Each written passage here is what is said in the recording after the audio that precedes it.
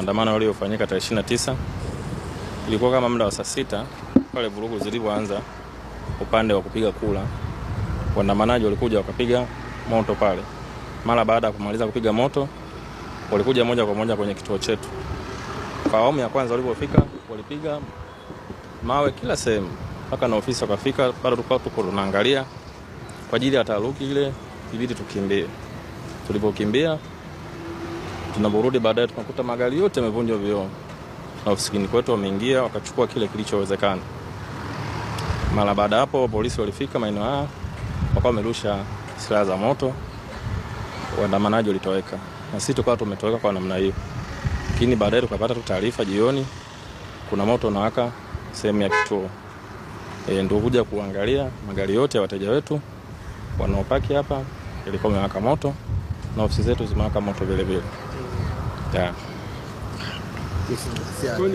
Athari kiasi gani kama magari ya IT? Athari initially ni ngumu kuiestimate, lakini ni hasara kiasi kikubwa, na bado tunaendelea na upumbuzi kwamba hasara iliyosababishwa kwa sababu kituo kizima kimechomwa moto.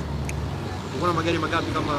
Magari yaliyokuwepo kwa ule muda ni 36, lakini tuliyoyakuta baada ya zoezi kukamilika la waandamanaji tumekuta magari 30.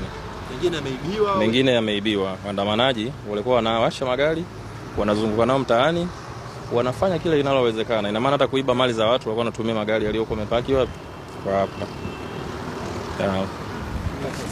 Kiando ni afisa tarafa ya Magomeni. Nini kimetokea? Uharibifu gani umetokea na athari zikoje?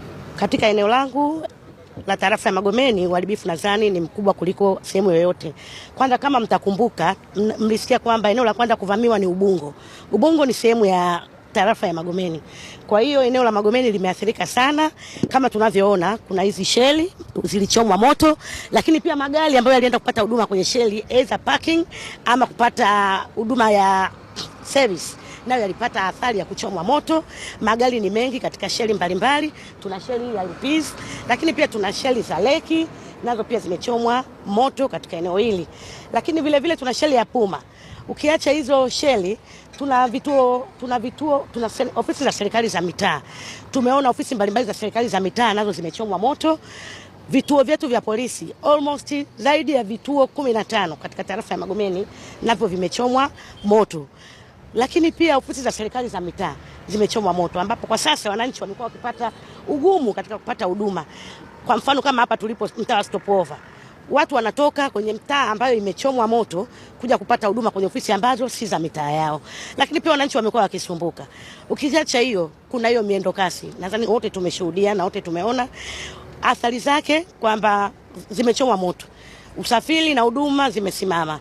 Matokeo yake ni ugumu katika kupata usafiri wa kwenda mjini, ila pia tunaishukuru serikali yetu kwa kuamua kwamba wenye magari wajitolee waweze kusafirisha abiria kwenda mjini na sehemu mbalimbali nje ya mji kama ilivyokuwa awali inafanyika. Kubwa ni wasi wananchi. Tunapopata shida, tunapopata tatizo, ni bora tutumie kwanza njia ya majadiliano kuliko njia ya uchomaji vitu, kwa sababu aathiriki mmoja, wanaoathirika ni wengi. Tumeona kama sasa hivi kilichotokea, wengi wameathirika na bado athari zinaendelea kuwepo.